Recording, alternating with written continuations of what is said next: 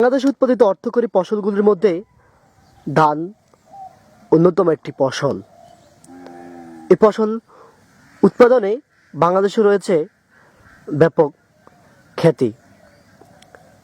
অবশ্য এই খ্যাতি অর্জনে বেশ ভূমিকা রেখে চলছে লক্ষ্মীপুরের প্রত্যন্ত অঞ্চলের কৃষকরা।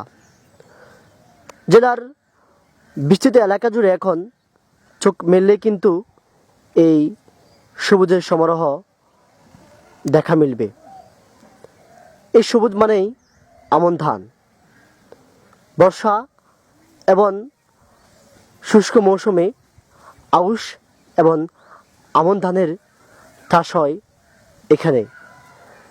জেলার কমলনগরের চরমাটিন এলাকা, এখানের বিস্তৃত গ্রামগুলিতে এখন চোখ পেরালেই এই মনোরম দৃশ্যের হাতছানি। দুপাশে যখন নয়নাভিরাম দৃশ্যের ধানের ছড়ার হাতছানি, ঠিক তখনই মাছ দিয়ে বয়ে যায় আইল, আর এই আইলের উপর ধানের ছড়া নড়তে থাকে বাতাসের দোলায়। লক্ষ্মীপুর নিয়ে অসংখ্য কবিরা কবিতা লিখেছেন। এর মধ্যে একটি প্রবাদ বাক্য আছে যেটা অত্যন্ত খুবই মনোমুগ্ধকর এবং সম্ভাবনাময় একটি চিত্রের প্রতিফলন ঘটায়।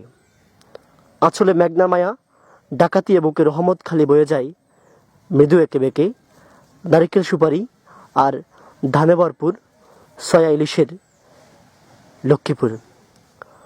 অবশ্য এই বিখ্যাত প্রবাদটির দিকে আমরা চোখ ফেরালেই ধানের যোগসূত্র খুঁজে পাই।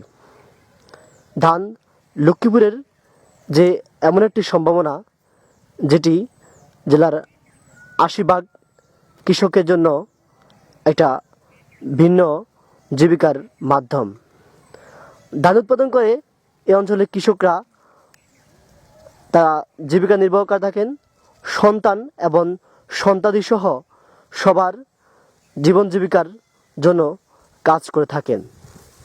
লক্ষ্মীপুরের এসব কৃষকরা অভিযোগ তোলেন, যখন তারা এসব ধান গড়ে তুলে নেন তখন এসব ধানের সেই ন্যায্য মূল্য না পাওয়ায় তারা সবসময় অভিযোগ করেন, শুধু ধান নয়, সয়াবিন, বাদাম, মরিচ সহ অর্থকরী যেসব ফসল এই লক্ষ্মীপুরে উৎপাদন হয় তখন এসব ফসলের তেমন ন্যায্য মূল্য যেন মিলছে না। ফলে এসব কৃষকরা দিন দিন হতাশায় ভোগেন এবং ধারদেনায় তারা জর্জরিত হয়ে পড়েন। এসব কৃষকদের এমন সংকট নিরসনে সরকারের দৃষ্টি আকর্ষণ করছেন মানুষজন। জুনায়েদ আল হাবিব, শিক্ষানবিশ কন্ট্রিবিউটর, লক্ষ্মীপুর 24।